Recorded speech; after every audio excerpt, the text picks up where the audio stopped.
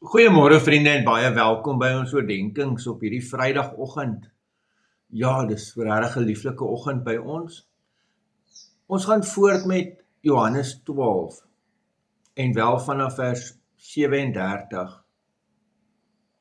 Hoewel Jesus so baie tekens in hulle teenwoordigheid gedoen het hulle nie in hom geglo nie, sodat die woord wat die profeet Jesaja uitgespreek het, vervul kon word.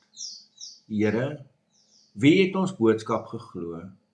En die arm van die Here, aan wie is dit geopenbaar?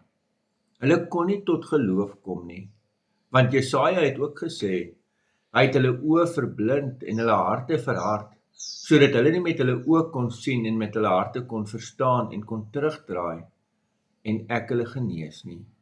Dit het Jesaja gesê, omdat hy sy heerlikheid gesien en oor hom gepraat het. Nogtans het ook baie van hulle leiers in hom begin glo, maar vanweë die Fariseërs het hulle dit nie openlik bely nie, sodat hulle nie uit die sinagoge geban sou word nie.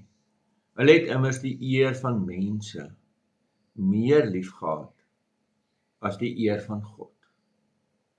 Ja. Geliefdes, wanneer ek dit die eerste keer lees, dan klink dit of Johannes nogal regtig hard oordeel. Maar dit is die realiteit, dat hy sê, mense glo nie op grond van wonderwerke nie.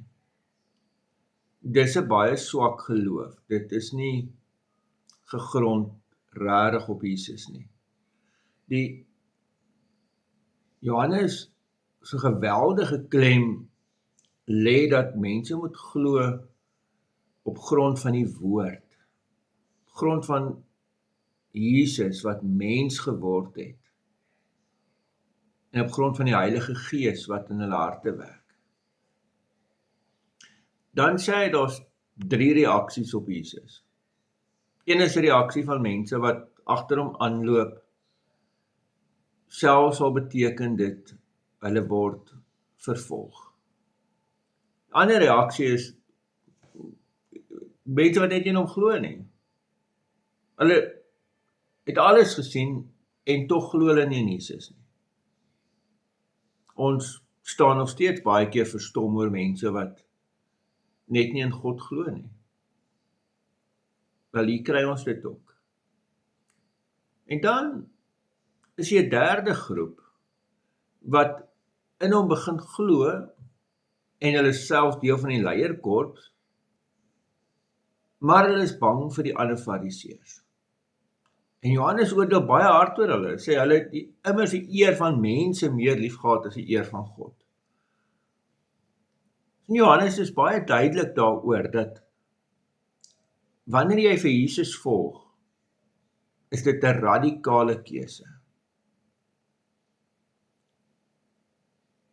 Al word ek dan in die sinagoge gebaan, al beteken dit my familie draai hulle rug op my, al beteken dit ek kan nie saamgaan met 'n spul ander goed by die werk nie.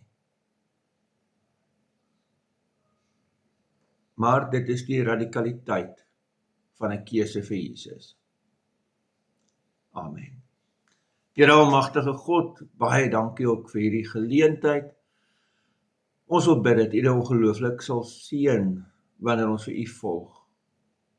En ja, Here, ons weet, dit kan teëspoed bring, dit kan moeilikheid bring, maar gee dat ons aan U sal vashou, en dat ons geseën sal wees deur U teenwoordigheid. In die naam van ons Here Jesus Christus. Amen. Vriende, dan net 'n ander saakie, ons het môreoggend 'n mark hier in Wenen. Daar gaan baie lekker koek wees. Dis ook die vroue se koekverkoping, so kom ondersteun dit. Ons self gaan pannekoek maak, daar gaan hamburgers wees, en dis sommer net 'n lekker geleentheid. Daar gaan ander goeders by die mark ook wees. So jy kan maar gerus kom, bietjie groente en goed ook hier kry. Jy is regtig baie welkom. Mag jy 'n mooi dag hê. Totsiens.